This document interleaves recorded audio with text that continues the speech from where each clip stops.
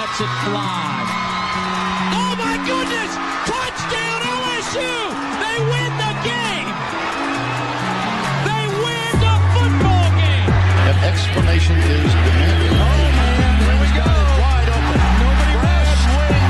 He's got a blocker in front. Brady is back. No good. Touchdown LSU. With 2 seconds remaining. Tigers trailing Auburn 21-19. Here's the snap. Placement is down. Kick is up. Line drive kick. And it's good! Tigers win! Tigers win! 22-21 on the road at Jordan-Hare. This guy hasn't missed yet. This will be a 33-yard attempt for Domingue. And it's a fake. The throw to Domingue. He bobbles it. And now he heads to the end zone. Touchdown. 3rd and 7. And Flynn is back to throw for the end zone. Oh! What a call! Welcome into the Bayou Bengal Backers podcast. Ooh, that's hard to say. We discussed that previously. It's a tongue twister, but the Triple B podcast. We're here. It's Cody and Brandon. We're going to be talking some LSU football as always. LSU got off to a interesting start against Louisiana Tech. Slow start, but the one thing that people need to realize before we even get into breaking down Florida, because there's not much to say about the Louisiana Tech game. LSU was testing out new looks, and they were running different plays than we've seen previously, and it's okay. Those kind of games are where you test out things. Unfortunately, Braylon Moore goes down like first play of the game. That hurts. It straight was unfortunate. But the good thing is he is back at practice yesterday. He's considered probable for this weekend. Really hoping to have him back because his leadership is needed. No disrespect to DJ Chester. He did the best he could coming in because, obviously you don't expect to come in that quickly into a game to be the center when you haven't played it since last season, realistically. So, is there anything from that game the other day that sticks out to you worth mentioning? At the end of the day, making sure. At the end of the day, they're going to catch some kind of flack because everybody's going to say they didn't score enough points, which I get it. You want to be able to have a really good secured win. They didn't necessarily play up to snub. Offensively, they struggled. I think defensively, they still look solid. They held them to little to anything. But I think what people are glazing over, and you kind of touched on it, is that offense. I feel like that playbook is very deep. And I feel like there's so many moving parts because, dude, they're loaded from top to bottom, especially at all the skill positions. So I think, it's kind of a tune-up game where you want to try everything out because you've seen in week 1 they really made an effort to run the ball. I feel like I wish they would have kind of made similar effort in that game, but at the same time, let's open it up a little bit, see how we can work in the pass game. And we've seen some big plays. Barry and Brown make some good plays. Yep. Freaking drop the ball, which was a big thing for him at Kentucky. So that's a really good thing. And like you said, unfortunately, center goes down, and you got Trey'Dez Green, who's looking to be out for a month, which sucks. But you got another guy who came in the portal in Sharp, who I think could be really good as long as he just corrects that drop issue. I think LSU will be fine. And we're going to get ready to touch on the Florida game, but I think LSU will be fine. Some question marks, but nothing like I'm going to lose sleep over. Yeah, for sure. And one thing, too, if you look at the film, Nussmeier's vision in that game was not as precise as it normally is. Mm-hmm. There was a lot of wide open guys that he missed, and I know that he was in the film room studying that hard this week. I know for a fact he's a guy that he likes to see where he made his mistakes and grow from it. Mm-hmm. And I think that it was good that happened then so he can prevent it now. Mm-hmm. Agreed. But I think that going into this weekend, though, you see the Clemson game, LSU was focused on mainly the short pass, the run game, pounding it right there. This last game, it was more about the passing game and occasional runs, nothing crazy until the end. This weekend, I think it's more of a balanced approach. And I think they're going to keep it. I think it'll stay really balanced early, and I think they're going to see where the weaknesses are, and that's where they're going to hammer down. Mm-hmm. That being said, man, I'm so ready to see Harold Perkins just go off this weekend. I'm feeling it. I'm feeling like week 1, he had that, oh my gosh, he might really, really be back. Like, I'm feeling it. I think this game, I think this is where he's going to be ready to go. Coming out party. Yeah, Jack Pryburn, former team. Oh yeah, he going to ball out. I think he's gonna stand out this weekend. I think Patrick Payton is gonna also to be honest, I think they're just gonna lay the hammer down on defense. It's gonna be nasty. I think they're just gonna let him play. Yeah. And I think Yep. I want to see what our defensive backs do with DJ Lagway, to be honest. I think that's going to be fun to monitor as well, because after week 1, I was ready to say, hey, DBU is back. And let's see if the swagger carries over. I'm excited. Me too. Definitely hopeful for the first time in a little while. So absolutely. And Florida right now, though, they're in a tough situation. The worst thing that you can have happen to you early in the season is having to play from behind. And now with that one loss to USF, which they beat themselves realistically. Don't get me wrong, taking nothing away from USF. They played a great game. They got it done. They did what they had to do. Very good performance. Florida had a lot of penalties that really cost them. Play calling, like we said off the air, it wasn't great. But man, the thing that stood out to me, and I was doing my research on the first drive, that starting tailback. You want to know how many carries he had on the first drive? How many? 6. He had 6 carries. After the first drive, you want to know how many carries he had the rest of the game? What's that? 12. That's it. So they were really run heavy and committed to the run early on. And going back to play calling, I feel like that's where things kind of got away from them. I feel like they would have been stayed committed there and really established the run.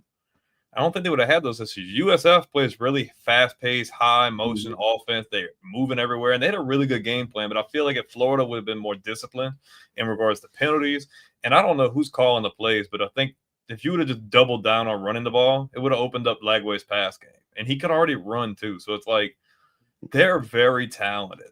And I feel like that's definitely a game that got away from them. And they just got out-coached, in my opinion. Out-coached, out-undisciplined.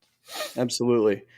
And, the one thing, too, to consider is that, Harold Perkins is going to have his eyes on the quarterback the entire night. Spy. Lagway is coming off of an injury.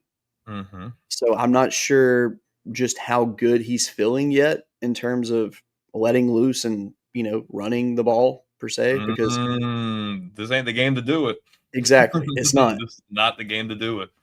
Don't get me wrong. I think Florida will, obviously they're going to play better than they did last week. It's obviously it's LSU. That's a rivalry game. They're going to play hard. They're going to play to the end. I just don't see where, top to bottom, I don't see where Florida has an advantage over LSU. I don't see it. The thing with Florida is, though, it's like you're going into week 3, 2, 3, whatever. You're already in a tough spot, like you stated, because you already took one loss. It's an out-of-conference loss that shouldn't have happened, knocking you out of the rankings. They have nothing to lose here.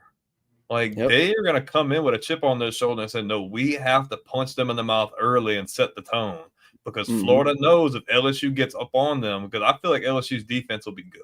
I think they're going to come to play. I don't think Lagway is going to be in a spot where he's going to want to run unless there's an obvious and clear hole to run through. Then they're going to force him to pass. And especially if they're getting that good push up front, if they're going to try to close the pocket in on him, and maybe try to make him, force him to make some bad throws. The biggest question mark is just offensively are we going to see the methodical driving we've seen in week 1? Are we going to see methodical choices from Nussmeier, them really forcing the issue to run the ball? Or that's the big thing to me, because I feel like LSU's defense is going to come to play. And I just don't think Florida has enough horses to match up with them, offensively versus defensively. I think the biggest question mark is, are we still testing the waters offensively, or are we trying to establish an identity? Are we really going to buckle down and run the ball? Because in the past, when LSU's ran the ball really good, their play action game has been really good too. They've been able to stretch the field, throw it over the secondary that's dangerous. Anytime you have a really good pass offense that can run the ball efficiently, that's dangerous. Now, in this game, I think Florida will come out really aggressive because they're going to want to make a statement early on, because they don't, like you said, they don't want to get caught from behind. But it's a really good matchup nonetheless. For sure. I think one thing that LSU needs to do this week that they haven't really done yet is take every point that you can get. If you're Mhm. down in the red zone, it's 4th and 1, 4th and 2. Like, I Don't. mean, if it's like a close 4th and 1, I get it.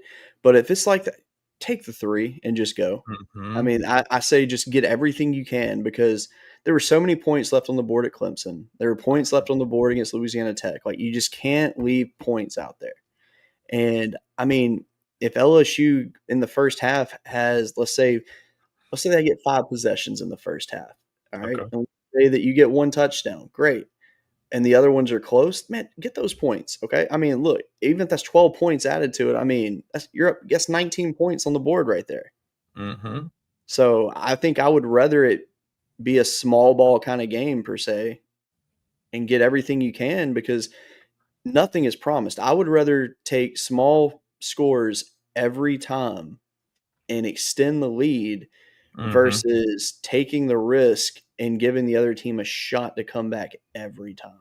That's a huge momentum switch too, man. Like, Yeah. especially like in early on in that Clemson game when they went for it and didn't get it.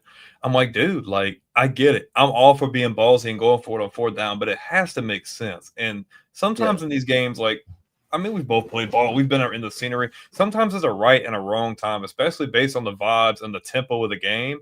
Like, Mhm. did you got to take 3? And I feel like a lot of these, and I'm not digging at them, but there's been a lot of times BK has done that. And I'm just like, Yep. dude, like you gotta take the 3. But the thing that drives my gears the most is like, go forward, 4 down, cool.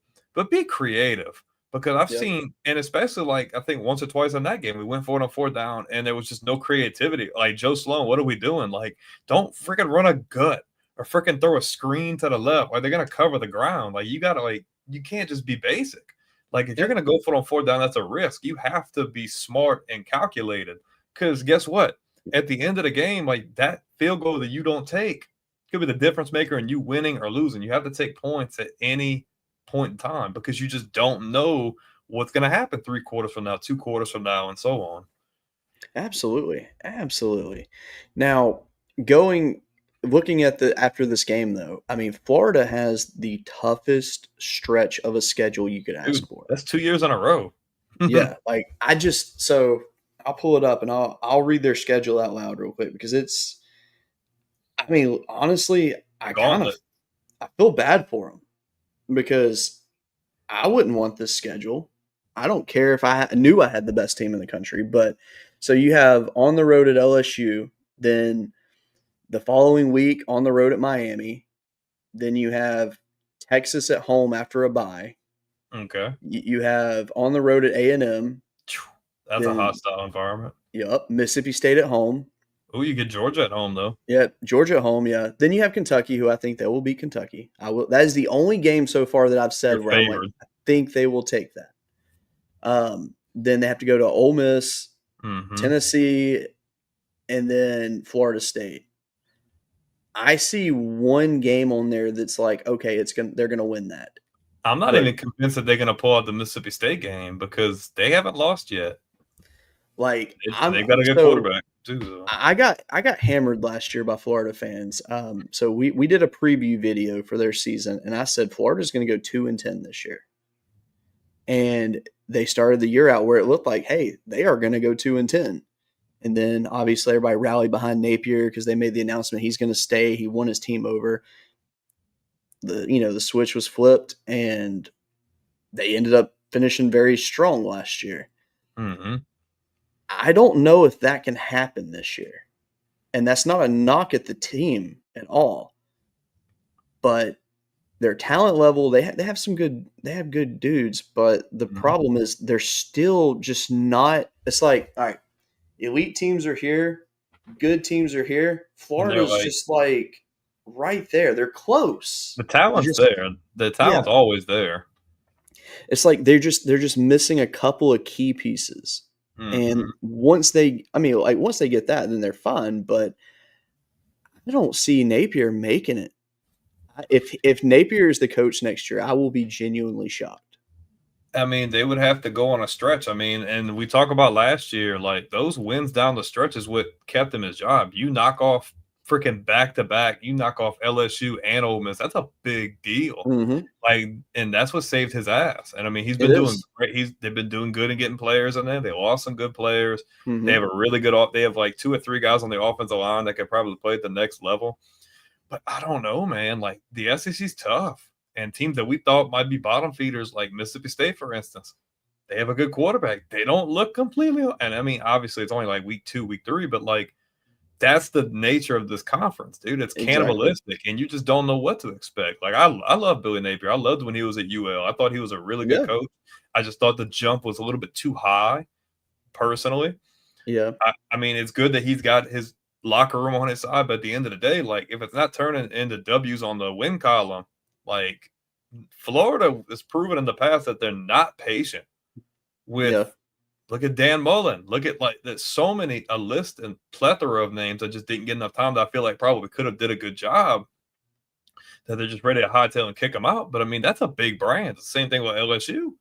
2-3 years in, if you're not winning games, they're going to kick you out and buy you out. So I mean, I don't know. I feel like it's a toss up, but I feel like their chances were better last year. I feel like they did lose some key players that I feel like were difference makers for them last year. And they're not bad this year, but like, I freaked out last year when I looked at that schedule, but I'm looking at it this year and I'm like, it looks more unfavorable this time around. And I'm not digging at them, but it just doesn't look good.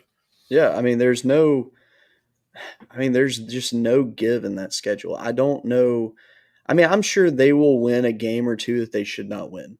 I wouldn't be surprised. But they might sneak one against Miami. You know, I mean, we never exactly. know. Which Miami as a team, I'm curious. Like, are they actually good, or is Notre Dame not as good?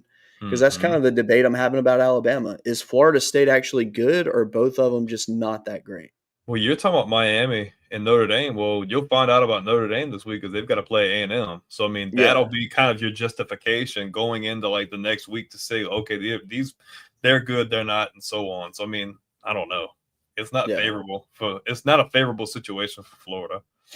Yeah, and I mean, in LSU right now, it's like after week 1, everybody was like, "Oh my gosh, like LSU's back. We're fantastic." Which, don't get me wrong, I still think we are. But then you see what happened to Clemson in week 2, and you're like, that just raises not many red flags for me, but you have to kind of just question a little bit. It's like, man, like, you can't come out that flat. Like, you have too much talent to come out that flat and struggle like that. Like, is that a knock on LSU? Or is that a knock on Clemson just, like, having all that talent and just not being coached the right way? I mean, there's a lot of variables there. Now, I will say they had 3 to 4 players, their starters, that did not play last week. And that makes key pieces. And it does. Makes a difference. But still. The biggest issue for them, the weather was not good.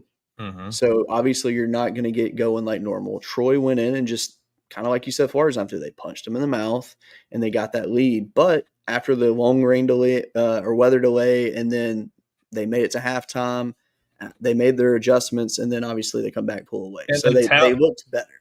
And that talent gap showed.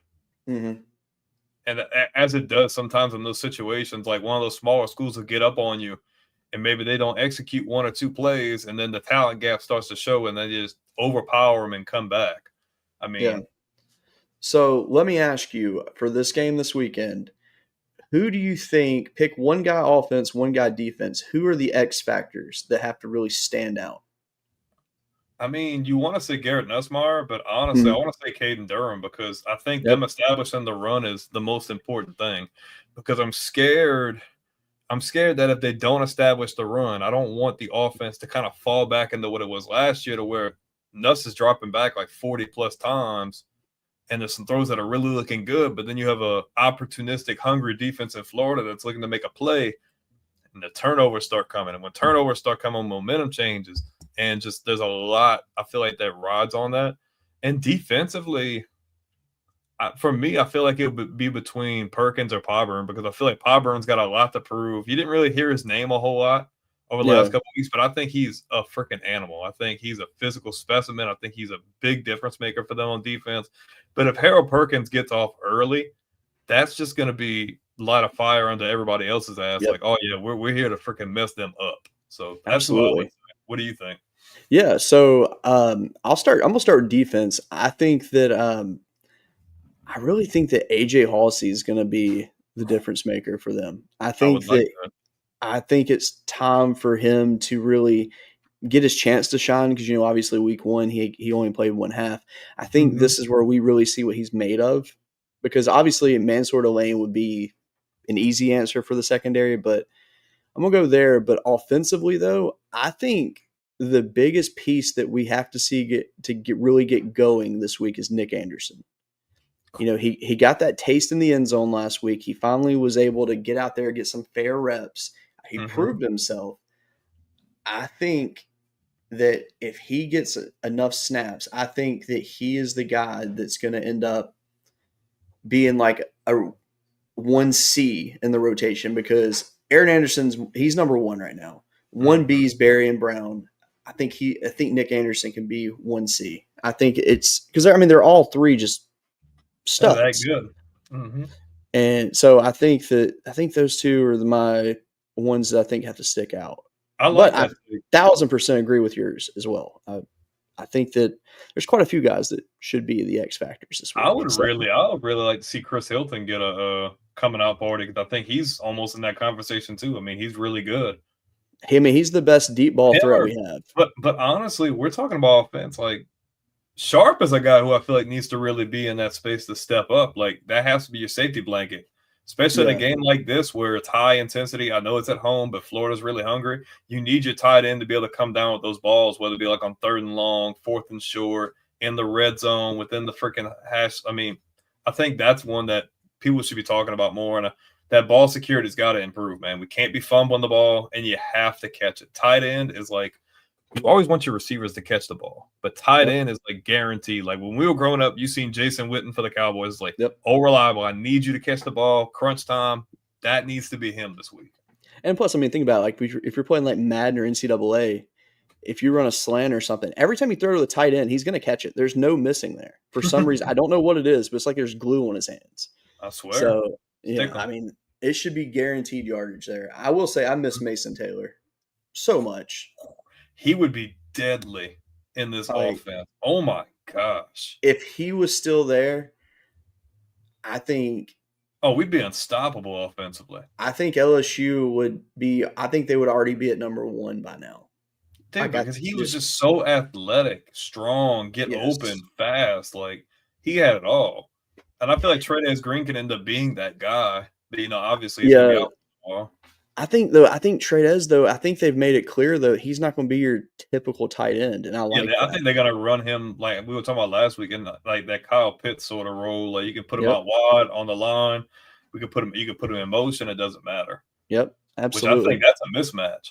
Absolutely, 100%. My God, he's 6'7". That's a mismatch for everybody. You ain't gonna have a defender that's 6'7" out there.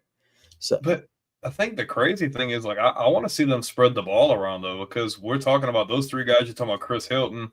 I see a comment. I see Xavier Thomas. That's a freaking crazy weapon right there too. I mean, they're loaded the skill positions. You can do whatever you want. Yeah. All right, so Eli says, I think the offense scheme should use Michael Van Buren, Caden, Xavier Thomas on short yard situations. Not all the time, but keep the defense honest. I actually fully agree with that. Van Buren, I want to see him on the field. I really do. I want to see how he's adapted to this offense because obviously, when you change teams, that's I think for a quarterback, that's the hardest position to change teams, especially when you were a starter the previous season. That's humbling. Yeah, I think he would be great. I think Hurley would even be great. I want to see him on the field as well. Love Hurley. Hurley's upside is insane. Arm strength, accuracy, he's crazy. Yep. So and Xavier Thomas, I think the only thing I would change about how they use him is to not make it so predictable. Yeah, don't make it obvious that he's going to get the ball. Like, put him in enough to where they're not like, because I played in high school and I played backside receiver, for instance, okay? And a lot of the time they'd run plays to where I'd have to block or run go routes to get the cornerback out of the play so we could pitch it out or do whatever. And then we'd play. I remember one of our first games, we ran a bunch of plays and then they subbed me out for another guy who played corner. And I'm like, well, it's obvious, dude. You're going to give him the ball. It's pretty freaking odd. That I agree. Don't be predictable. Like, if you got a really good piece like that, use him more often to where the defense doesn't know what to expect. Absolutely. Fully agree. So as we get to the end of the show right here, let's go ahead and let's get in our predictions. I mean, how do you see this game going? I think LSU talent wise is top heavy. Like I think they've got more top to bottom. I think their depth is better.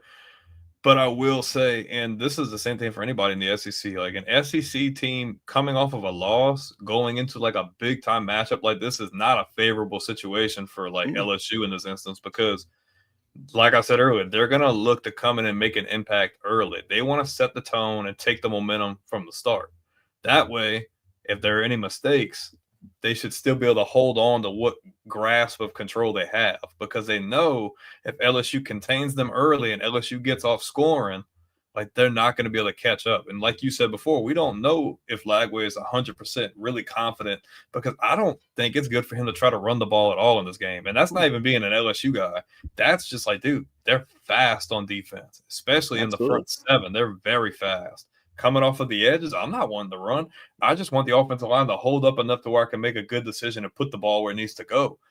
And I feel like that's what LSU is going to do. I think they're going to get a good push up front, and they're going to force him to get rid of that ball quickly. And when that's happened, LSU secondaries look good to make plays and create turnovers and mismatches. So I think it'll be close. I don't think it's a blowout by any means, but like if I had to throw a score out there, I'd say let's say like 28-17, something like that. Like Florida will put points on the board, but I think LSU just has a little too much. I think they'll make the most of their opportunities and they'll win. I like that. I like it a lot. I think you're spot on with everything. I think we're going to see, like I said earlier, a more balanced play calling on the offense. And, the only thing about your score prediction that I do have a question about, though, and because like that's kind of the score I'm thinking of, but do you think that Florida has a better offense than Clemson? I wouldn't say Clemson didn't have a really established guy in the run game. I think Florida's running back situation is probably a little bit better It than that. is. Absolutely. But I don't know if Florida has a better receiver room. Obviously, Clemson didn't have the number one guy. He went down early. But I Yeah. don't think Florida has the same receiver room that, Clemson did. Yeah, I agree with that. So I know LSU held Clemson to 10 points. I, I have trouble believing that Florida's going to score much more than that. I really do. I think that, like I said, I think the defense is going to come out hot. But then again, I fear that they could come out too hot and slip up. Make a mistake, like a Yeah, blown coverage, somebody's open over the top. yep, like something like that is very possible, but probably not. The only reason I think they'd score like multiple touchdowns is the simple fact that there's going to be a major sense of urgency, man. Like that, this Yeah, isn't like a week one game, or this isn't like halfway through the season where like your back's not complete. No, their back's against the wall already yeah, because your coaches. I don't know if you've seen it, but I've seen clips last week. The fan base is calling for his ass already. mm-hmm. And that's not in the AD and everybody running the show. They see that, they hear that. So it's like Yep, your back's already against the wall for that. yep, Florida was ranked in the top 15 yep, this year, and they dropped a game that they shouldn't have dropped. So now you're going into a game like this. If they drop one to LSU, you're already 0-1 in SEC play. You've already got 2 losses on the year. Like that's not good. And now you're going into a gauntlet of the rest of your schedule. So I think they'll score more than 10 just off the simple fact that they know their backs are against the wall and they want to really knock LSU off their pedestal, but I just don't think they have enough to go blow for blow with them. Oh yeah, for sure. Before I give my prediction, Eli is asking our thoughts on Chris Hilton Jr. In big game situations. It's hard to trust him, and I agree on that. My only thing about Chris Hilton Jr., I think he is a fantastic receiver, a great deep threat. When he's healthy, he's dangerous. The one thing that was an issue last year, and I hope it does not carry to this year, is keep your feet on the ground. But I like him. I think, though, at the end of the day, though, if you want to earn the trust, put the work in and do it. Just simply do it. I mean, you need to do it this year because the competition's there. You're not getting the same reps. So you need to make plays when you get the ball. Because, I mean, I don't feel like drops are a big issue for him. He like we said, he's a burner. Like he gets past the second level, you usually can just toss it up and he'll be open to some degree. So, I mean, I think them having so many weapons will probably play in his favor. I just don't know where he falls, like, in that comfort level. Because I mean, him and Nussmeier played together for a couple of years, but in regards to like Joe Sloan calling plays and who he feels comfortable like trying to get the ball to, I don't know where he falls in that, because you have those other three guys that we spoke on that are like, man, I gotta get Nick Anderson the ball. I gotta get Aaron Anderson the ball. Barry Brown's fast as hell too. I gotta get him the ball. So it's like it's just so many options, which is a good problem to have. But at the same time, for a guy like that who has had injury issues and has had issues being on the field, it's like, man, you got to make the most of your opportunities. But overall, I think they're in a favorable spot. Just there's never nothing wrong with having too much talent, which they have a plethora of at that position. Absolutely. But to give my prediction for the game, I'm going 33-17 LSU. Okay, so I coerced you into. You did. You got me believing that 17 number. I think that's a fair one to go with. So 33-17. And I actually think Hilton might actually do something this weekend. Because if he goes out there and makes one deep catch, he's locked in at that point. So yeah, I'm feeling it. But that being said, though, that's really about all we can say about the game to preview it. Appreciate everybody watching, and really good views tonight, actually, right now. Very good. For being on the second episode. So absolutely. So much appreciated.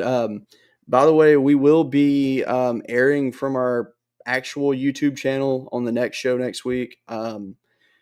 So if you want to go subscribe to that, that would be great. Just look up Bayou Bengal Backers on YouTube. You can find us there. There's no other page called that, so it's easy to find. That's the logo at the bottom of the screen that you see.